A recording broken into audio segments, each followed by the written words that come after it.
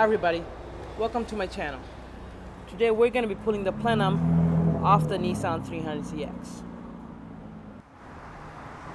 So to begin, first of all, you gotta take off the fuel pump relay from the passenger side, from the driver's side footwell. You have to take off a cover, and there's a green colored relay. So once you take it off, you'll have to start the car.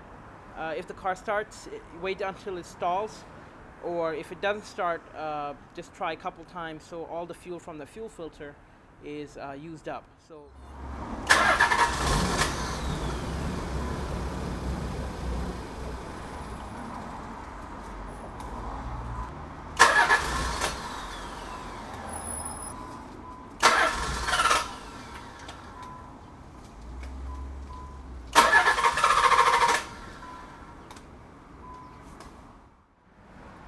I've disconnected the battery, the negative terminal, and now I'm going to take off the throttle cable cover. You're going to need a T5 Allen key, whichever you prefer.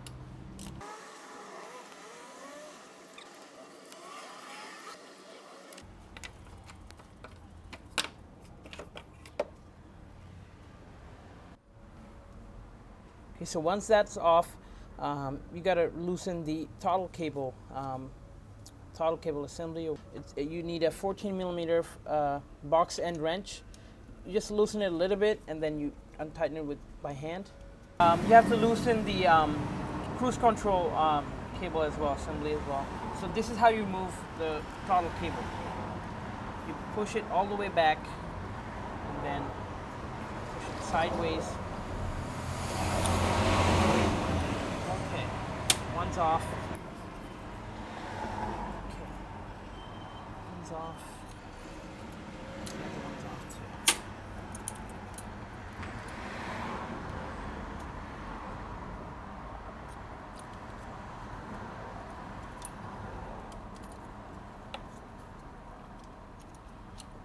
All right. So now you got to remove the holding brackets. There's there's one for each.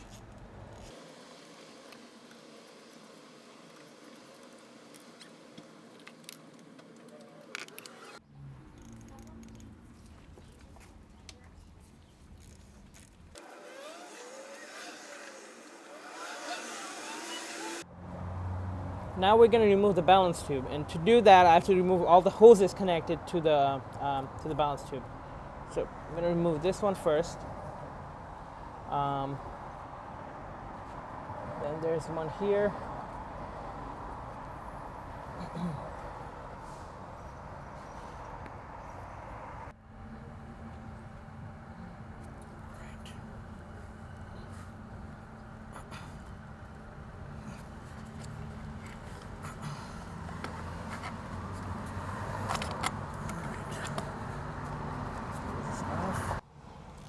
And this is probably the last hose from the balance tube.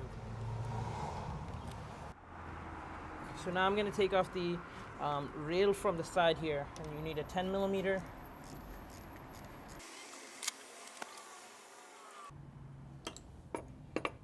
And then there are two 12 millimeter bolts.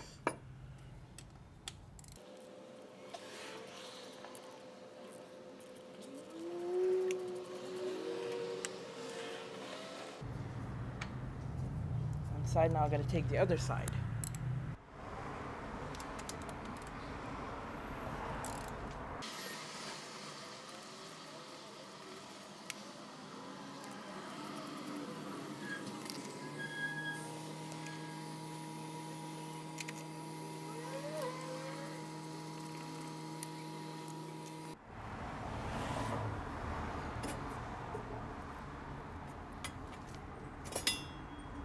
So the balance tube is off. Right, so now we're going to take these two clamps off from the fuel lines.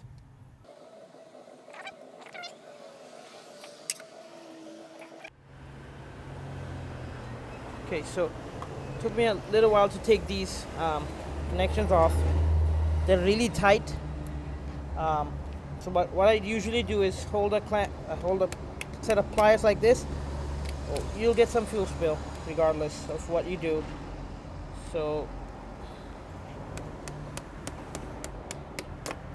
Alright, also I have marked with blue tape which one goes where, so when I'm putting them back on, it's not confusing. There's also this tiny vacuum line under the fuel rail that you have to take off. Okay, so now I'm gonna disconnect take off the fuel rail. For that, you have to take off almost all the bolts that's holding the bracket. There's one here, two there, one here, two here. Yeah, you gotta take about 5 to 6 bolts.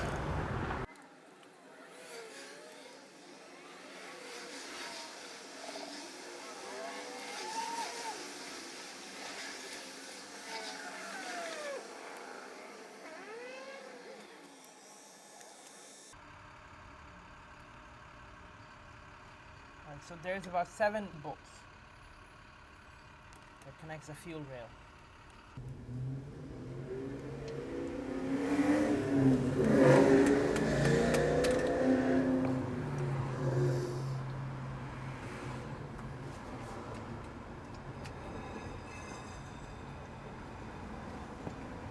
So now I'm going to take, I believe this is the last hose for the fuel rail, upper fuel rail. Right, so instead of taking the hose on the underside, what I'm going to do is just keep the regulator within the plenum and take the vacuum line off the fuel rail and then disconnect this hose.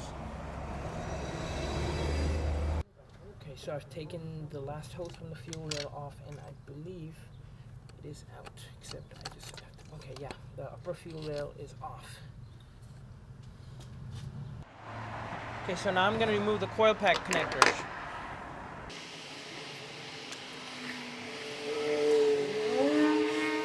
Okay, so now you're going to have to take off all the bolts that's holding down the coil packs. There's about 2 on each and 12 in total. These are 12mm bolts, and they seem to be really tight.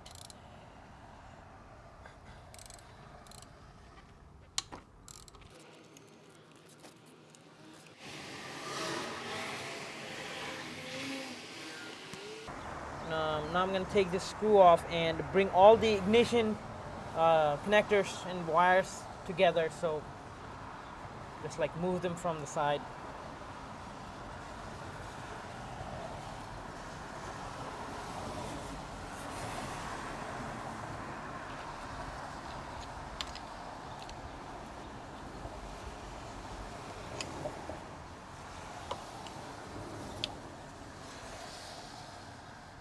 So I've disconnected all the ignition coils, taken them apart, and left them in the same order I took them out. I'm not sure how important it is, but the original DIY guide asked to do that. So now I'm going to take off the clamps for the 2 intake hoses.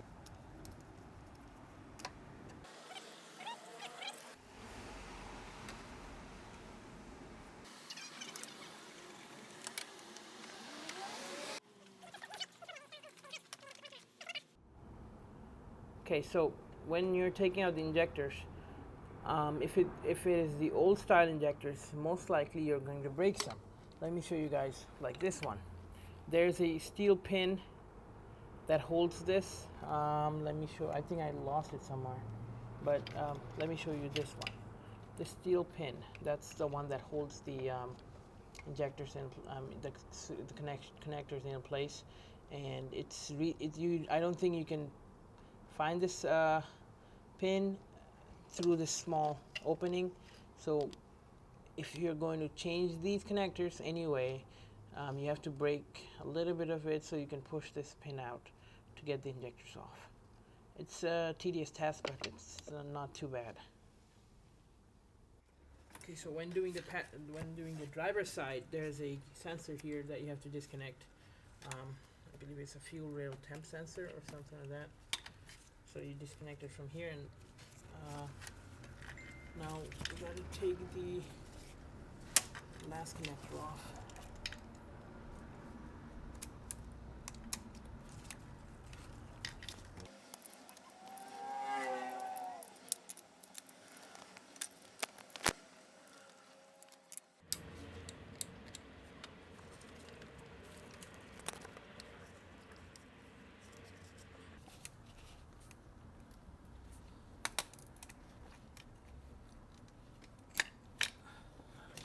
say that these are absolutely horrible.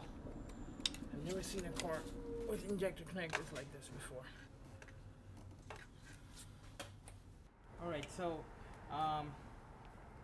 there is now you gotta disconnect the ground wires. There's one here, and the other one is right under there.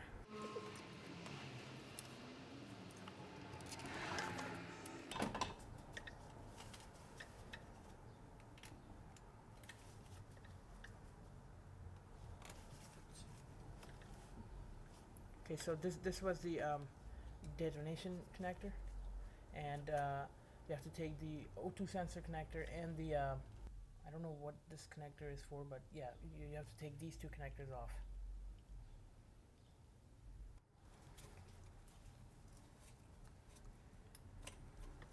Okay.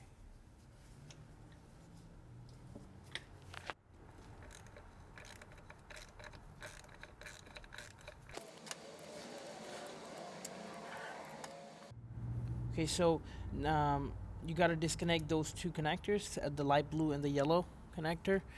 They're the injector style connectors, so they're very difficult. You might break them. So be careful and be gentle. Alright, so now I'm going to remove the throttle positioning sensor held by a ring too. So it's coming out easily. Okay, this one's off. Disconnect this hose.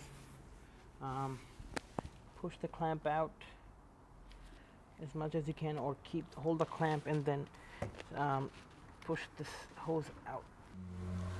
There are 3 hoses under the throttle body connected to the plenum. Two of them are coolant hoses and one of them are vacuum. One of them is a vacuum hose. So pull off the vacuum hose, and if you're doing a coolant line delete from the plenum, you're going to cut those hoses off, because on mine they were really impossible to take out. And this piece, it actually goes here and connects to this part here.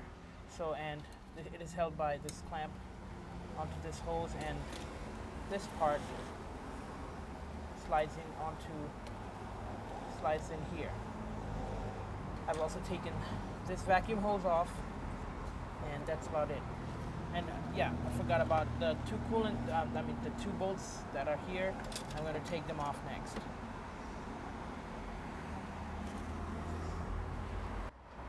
Alright, so I've been working on the EGR for a couple of hours. So I had to take the bolt that you guys see here. I'm not sure if you can see. It is pretty difficult, and it's stuck there pretty tight. So what I did was I took this 1/4 inch teardrop ratchet all the way in, and yeah, it came out. It took a little bit of fiddling, and you have very little room under there, and I did the exact same on the other side. I just have one more bolt to take off. There are 2, and I'm going to delete the EGR system. I bought the plates already. Okay, so I'm almost there, almost done disconnecting everything. So first of all, taking the EGR off the both side took a little bit of time. I had to cut one of the hoses here, and I cut one of the coolant hoses here to gain access to the bolt that's on the inside. But the outside one, I did manage to get it off. I used a small stubby wrench, box end wrench, and I also took the PCV, also what is it called? The hose that connects here. I took it off. It's about 10-inch hose. It's a 10-inch hose. I took it off from here. And on this side, I took the cruise control unit off to make it a little bit easier. This bracket is off as well. This side EGR was not that difficult because I had access to it. What else? And well, basically I'm taking off all the coolant line, and I disconnected the clamps from the PCV hoses. So when I'm pulling the plenum off, they come out. It's only a little bit easier that way.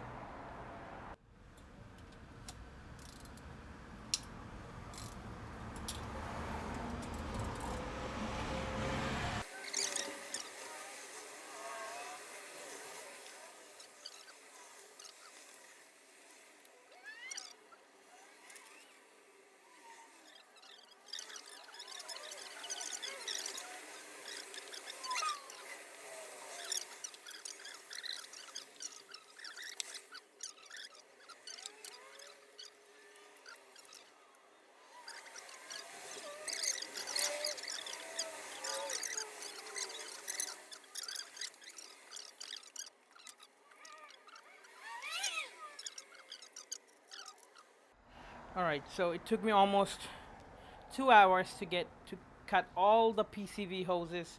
I mean, well, two, not all, and all the coolant hoses that goes to the plenum. It was really hard work. I had to use a X-Acto knife, different screwdrivers. Yeah, so it's a pain, but I finally got the plenum off. Maybe I just need to wiggle it out. Since the plenum is off, I'll be making another video of what I'm deleting from the plenum, and I will be painting the plenum a wrinkled black, and some of the other pieces. I'll show that as well. Thank you very much for watching. I'm sure, I know that this was not the best video. I couldn't show a lot of things, but I hope it helped you guys, and I'll see you guys in the next video.